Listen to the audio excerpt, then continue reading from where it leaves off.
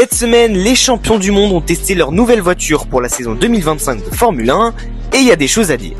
Bon déjà, la livrée de la voiture, c'est rien de définitif. C'est juste une livrée camouflage pour éviter de trop voir les évolutions techniques, comme ça a déjà été fait par le passé dans d'autres équipes.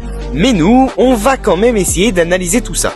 Aujourd'hui, j'ai pas fait ça seul car je serai accompagné de Team F101 et pour ça, on s'est aidé d'un document publié par Ohad Park sur Instagram.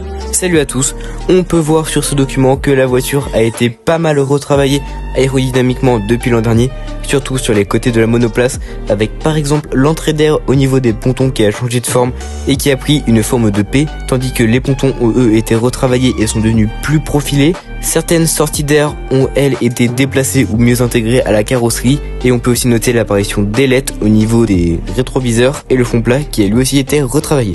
Merci à toi Tim, maintenant analysons les suspensions. Déjà, pour ce qui est des suspensions arrière, peu de changements si ce n'est la suspension qui est plus visible car elle ne fait plus office de sortie d'air comme l'année dernière. On reste malgré tout sur une suspension type tirant, donc là, peu de changements. Pour ce qui est de l'avant, en revanche, il y a plus de choses à dire. En effet, on remarque que le deuxième bras de suspension descend beaucoup plus bas sur la carrosserie comparé à l'année précédente, probablement pour fluidifier l'arrivée d'air jusqu'au ponton. Et selon toi, est-ce que ces évolutions vont marcher ?